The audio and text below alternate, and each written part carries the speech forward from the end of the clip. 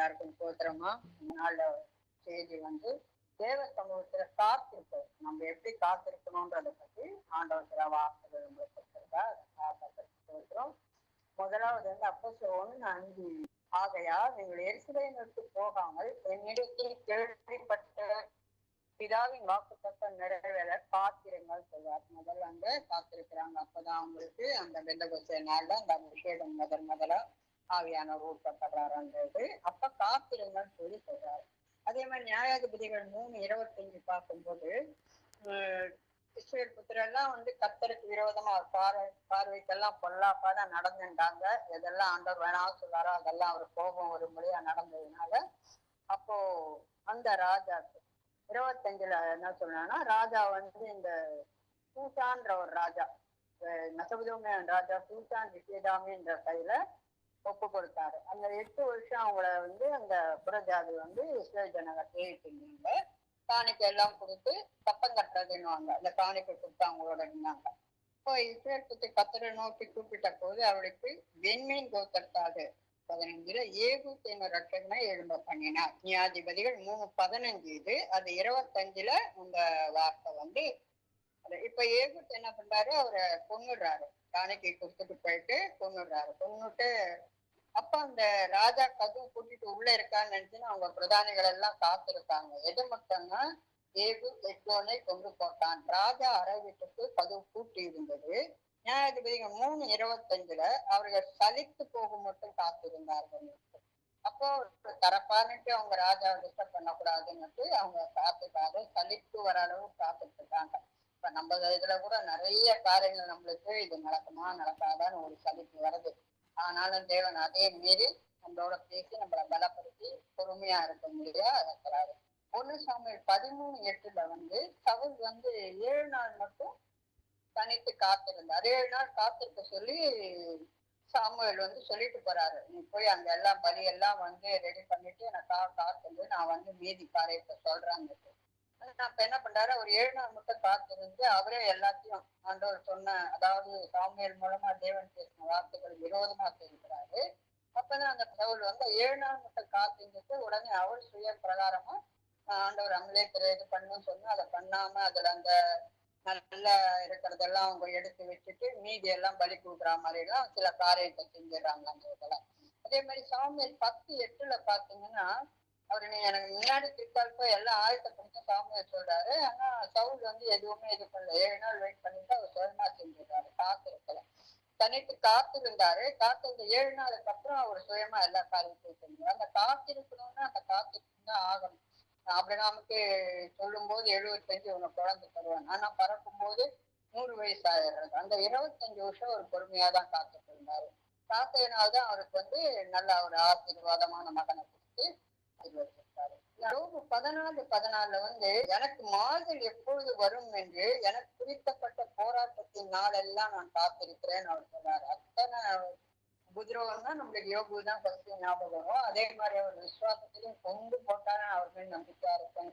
மனைவினால கூட அவரு சாவுன்னு சொல்லும் போது கூட நன்மை பெற்றுக் கொள்ளணும், தீமை அனுபவிக்க வேண்டாமான்னு சொல்லி அவர் அப்படி ஆண்டவருக்கு விசுவாச அறிக்கைதான் எழுறாரு. அவர் குறிக்கப்பட்ட போராட்டத்தின் காலம் வர என்ன பண்ண நான் காத்திருப்பேன்னு சொல்லி யோகு 14:14 சொல்றாரு. ஏசாயா 64:4 உமக்கு காத்திருப்பதை நீ செய்பவரை நேரே அல்லாமல் உலக தோற்றம் முதற்கண்டு ஒருவரும் கேட்டதும் இல்லை, செவியால் உணர்ந்ததும் இல்லை, கண்களால் கண்டதும் இல்லைன்னு வசனம் வருது. அவர் நம்மளை முன்னாடியே எல்லாம் ஆரம்பிக்க முன்னாடியே நம்மளை உருவாக்க முன்னாடியே எல்லாத்தையுமே நம்மளுக்கு ஆயத்தப்படுத்திருக்காரு. ஆனா அந்த குறித்த வேலையில் தான் நம்மளுக்கு அந்த ஆசீர்வாதத்தை தரத்துக்கு அவர் அப்படி தரும்போதுதான் நம்மளுக்கு ஒரு மகிமையான காரியமா இருக்கும். தேவன் நம்மள மகிமை பெறுவார். சங்கீதம் 31:19 உமக்கு காத்திருக்கிறது பயந்தவர்களுக்கும் நீர் ஆயத்தப்படுத்திருக்கும் நன்மைகளும் உம்மை நம்பியவர்களுக்கு நீ உண்டு பண்ணி வைத்திருக்கிற உம்முடைய நன்மை எவ்வளவு பெரிதா இருக்கிறது தாவீது ராஜா இருக்கிறார். அவரை காத்திருந்தவருக்கு பயந்தவர் சித்தத்தின் பண்ணி நடக்கிறவங்களுக்கு இந்த காத்திருந்து எது வரும்போது நம்மளுக்கு நன்மை ரொம்ப பெரிதா இருக்கு. அதை நம்ம உணர்றதே கர்த்தரை காத்திரவர்களுக்கு இதயத்தை சிறப்படுத்துறாங்க. நம்ம ஒரு சில பிரச்சனைகள் வரும்போது நம்ம சோர்ந்து போவோம், சில சமயத்துல வருத்தம் இருக்கும், கவலை இருக்கும், எல்லாம் இருந்தவரும் டக்குன்னு கொஞ்ச நேரத்துல ஆண்டவர் நம்மளோட வார்த்தை மூலமா நம்ம பலப்படுத்திடுவார். அப்புறம் இதயத்தை நல்லா சிறப்படுத்துவார். அந்த யோசனையை வராதபடிக்கு ஒரு ஜபத்திலேயோ ஒரு பாடல் வேலையில அப்படியே நடத்திட்டு போயிடுவாரு ஆவியானவர். அது ஒரு இருக்கு.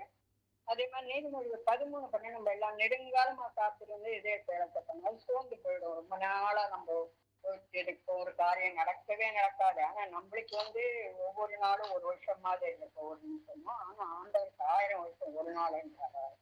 அதனால நம்மளுக்கு அவருக்கு அந்த வித்தியாசம் இருக்கிறதுனால நம்ம எது நினைச்சாலும் அப்படியே சோர்ந்து போயிடும். அந்த குறித்த காலத்துல நம்ம நடக்காத போது நம்ம இதயம் கொஞ்சம் சோர்ந்து போயிடுறது. ஆனா விரும்பி இந்த வரும்போது ஜீவ இருக்கும் போது இருக்கும். நீதிமொழி 13:12 சொல்றாரு. அந்த காத்திருக்கும் போது சில காரியங்கள் நம்ம சோர்வுதான் கொண்டு வருது. ஆதியாகமம் பார்த்தீங்கன்னா 17:18 ஆபிரகாம் பிள்ளைக்காக காத்திருக்கிறார். 25 வருஷம் காத்திருந்தாவிட்டு ஈசாக்கு பிறக்கிறாரு. அப்ப ஈசாக்கு அப்படின்னா வாக்குத்தத்த பிள்ளைன்னு சொல்லி நம்ம படிக்கிறோம். இப்ப ஆபிரகாம் அந்த ஒரு ராஜாக்காக ஜெபம் பண்றாரு. அவர் பேரு நினைக்கிறேன். அவரு ஜெபம் பண்ணும் போது அவரு பிள்ளை கிடைக்காது. பிள்ளை கிடைச்சிட்டு, ஆனா அவரோட பிள்ளை பேர் நம்மளுக்கு தெரியாது. ஆண்டவர் ஆசீர்வதித்து குடும்பத்தை ஆசீர்வதிக்கிறார். ஒரு கர்ப்பத்தின் கனி தராங்க வசனத்துல இருக்கு. ஆனா ஆபிரகாம குழந்தை பிறக்கும் போது ஈசாக்கின் தேவன், ஆபிரகாமின் தேவன், ஈசாக்கின் தேவன், யாக்கோபின் தேவன், அப்படி அவங்க அவங்களுடைய தேவனா பிதாக்களின் தேவன் நம்ம அறிக்கை பண்ணும்படியா அவர் ஒரு மகிமையான காரியத்தை ஈசாக்கு தராரு. என்ன இதுன்னா ஈசாக்கு தேவனை நம்ம அறியப்படும்படி இருந்தாங்கன்னா வித்தியாசத்தை உண்டு பண்ண. அவரை காத்திருக்கிற பிள்ளைங்களுக்கு வித்தியாசம், ஊழியம் செய்யறவங்களுக்கு செய்யாதவங்களுக்கு ஒரு வித்தியாசம், உலகத்தாருக்கும் நம்மளுக்கு வித்தியாசம். உலகத்தாருடைய கத்தரால் ஆசீர்வதிக்கப்பட்டதான் நம்மள ஒரு ஆசீர்வதிக்கணும்னு நினைக்கிறார். உலகம் கொஞ்ச நாளைக்கு தான் இருக்கும், சமாதானம் இருக்கா, நிம்மதி இருக்கா. ஆனா பெருசா அவங்களை தெய்வத்தை இது பண்ணிட்டு இருக்காங்க. ஆனா அதுல எந்த சமாதானமும் இல்லை, அந்த அந்த இது கிடையாது. நம்மளுக்கு கொஞ்சம் பாதம் வேதனைப்பட்டாலும் நெருக்கப்பட்டாலும் அந்த இது ஆண்டவரோட வார்த்தை நம்ம பலப்பட்டு நம்ம இன்னொருத்தருக்காக யாருக்காவது ஒருத்தருக்காவது நம்ம ஜெபிக்க முடியாது, பாராட்டு சுகம் தர முடியாது, விடுதலை தர முடியாது, ஆசீர்வாதத்தை தர முடியாது. எல்லாருக்குமே அந்த எக்ஸ்பீரியன்ஸ்ல வந்துட்டு இருக்கோம். நிறைய பேருக்கு ஜெபம் பண்ண முடியாது. ஆண்டவர் இருக்கிறார். அந்த சின்ன ஜபத்தையும் கேட்டு ஆண்டவர் பெரிய விடுதலை தர அவர் சமூகத்துல நம்ம காத்திருந்து இந்த ஆத்மாக்களுக்காக பாரத்தோடு இருக்கும்போது ஒரு பெரிய ஆசீர்வாதத்தை தராரு அந்த இதுல. அதே மாதிரி ஏசையாவில அவர் காத்திருப்பாரு. அந்த இது 49:25 கடைசி வசனம், எனக்கு காத்திருக்க வெட்டப்பட்டு போகிறேன் அறிந்தது, நான் கர்த்தர் எனக்கு காத்திருக்க வெட்டப்பட்டு போகிறேன் அறிந்து கொள்வீர்கள் என்று சொல்றார். இந்த கடைசி வசனம் வருவாங்க. அவருக்கு காத்திருக்கும் நம்ம ஒரு நாள் வெட்டப்பட்டு போக மாட்டோம். 2 மடங்கான ஆசீர்வாதத்தை தான் நம்ம ஆண்டவர் தரத்துக்கு நம்மள ஆழ்த்தப்படுத்தி இருக்கிறார். அதே மாதிரி தமக்கு காத்திரிகளுக்கு என்ன பண்றாங்க, சோதனை நேரத்தில் பொறுமையோட ஆபிரகாம் பொறுமையோட காத்து ஈசாக்கப்பட்டு அவர் மலைக்கு போகும்போதே அவருக்கு ஒரு ஆசைப்பட்டு பலி ரெடி பண்ணிடுறாரு. ஈசாக்க பலியிடணும் இல்ல அவர் கீழ்படுகிறாரா அப்படின்றத அந்த சோதிச்சு பாக்குறாரு ஆபிரகாம். இந்த மகனை கொடுக்குறாரா பலியா இல்லையான்னு. அப்ப அவருக்கு முன்னாடியே ஆசைப்பட்டியே இந்த இடத்துல ஆசைப்பட்டு அதை பலி கொடுத்து இது பண்றாரு.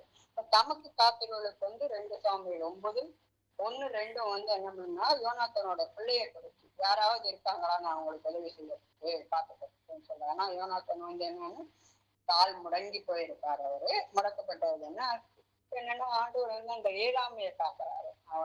யோனாத்தனோட பிள்ளை ஆசீர்வதிக்கப்பட்ட பிள்ளையா இருந்தாலும் ஏழாமையில அங்க உலகம் நம்மள பார்ப்போம். ஆனா ஆண்டவர் அப்படி பார்க்கல. 2 சாமுவேல் 5, 7, 8, 9 படிக்கும்போது அந்த மேல்சாப்து என்ன பண்றாரு என்ன அப்படின்றதுக்கு இந்த முடவனை பத்தி ஏன் அங்க சொல்லலாம்னா, தாவீது முடவனாயில எல்லாம் உள்ள வரக்கூடாதுன்னு மதிலை கட்டி அங்க ஒரு வசனம் சொல்றாரு, இது உள்ள வரக்கூடாது அப்படின்னு சொல்லிட்டு.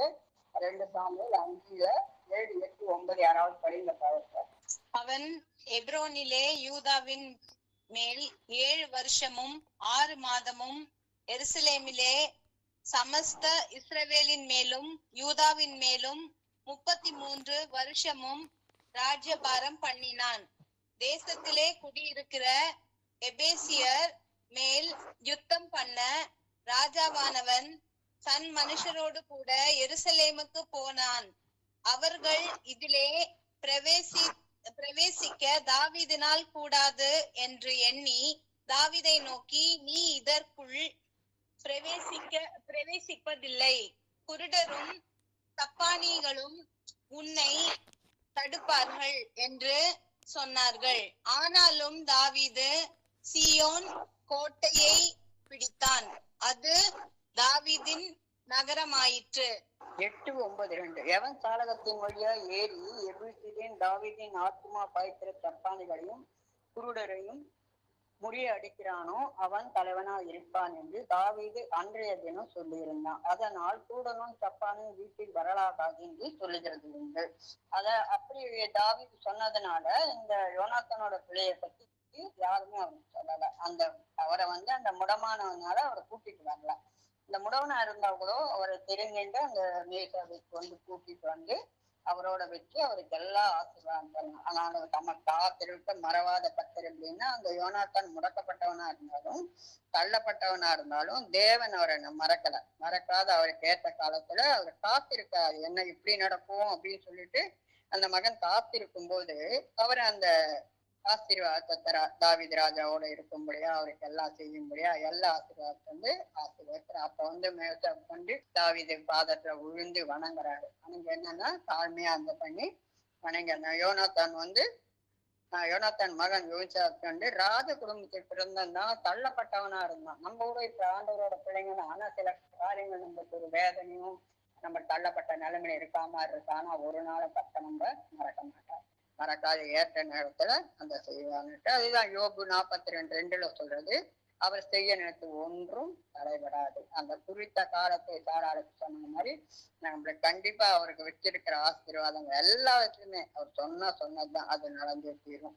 அவர் கர்த்தரின் சித்தத்துக்கு காத்திருவளுக்கு மேலானவர்களை தான் கொடுப்பார். அது எப்படின்னா யோசுவா 15:16-17 அவர் மகளுக்கு அச்சாலை திருமணம் செய்யும் போது சகோதரி மகனை ஆயத்தப்பட சொல்லும் போது அவர் அச்சாள் அவர் அப்பாவின் சித்தத்துக்கு ஒப்பு கொடுக்கிறா, கீழ்ப்படுகிறா. அவ முற்றிலும் ஒப்பு கொடுத்துடுறா. ஒப்பு கொடுத்துட்டு அந்த திருமண காரியத்தையும் அவ ஒத்துண்டு அந்த திருமணத்தையும் நடத்திடுறாங்க. யோசுவா 15:18-19 கிளம்புறா. அவங்க திருமணம் முடிஞ்சு அவங்க கிளம்பும் போது குதிரையிலேருந்து இறங்கி எனக்கு ஒரு ஆசீர்வாதம் வேணும்னு அப்பா கிட்ட கேட்கிறா.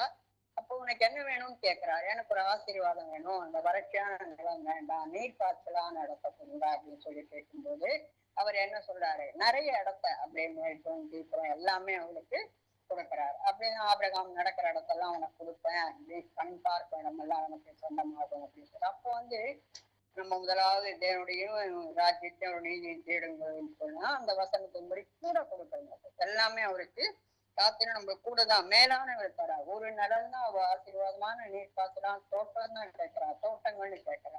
அப்படி கேட்கும்போது அவர் இன்னும் நிறையவே கொடுக்குறாரு. ஒரு காலேஜ் மகளுக்கு நிறைய அந்த நிலத்தை கொடுத்து அவர் ஆசீர்வதிக்கிறார். அதே மாதிரி யோசுவா 21:45 நமக்கு கொடுக்குற வாக்குத்தத்தம் ஆண்டவர் ஒவ்வொருத்தருக்கும் ஒரு வாக்குத்தத்தம் கொடுத்திருப்பாரு. அந்த வாக்குத்தத்தம் கண்டிப்பா நிறைவேறும். ஒண்ணு லேட் ஆகும், சீக்கிரம் நடக்கும். ஆனாலும் கர்த்தர் இஸ்ரவேல் குடும்பத்துக்கு சொன்ன வாக்கு ஒன்றும் தவறே போகல. அது நான் யூதாக்கும் சொன்ன வாக்கு நிறைவேற்றுவேன்றாரு. நான் சொன்னேன், நான் அதை செய்வேன், எசேக்கியேல்ல சொல்றாரு.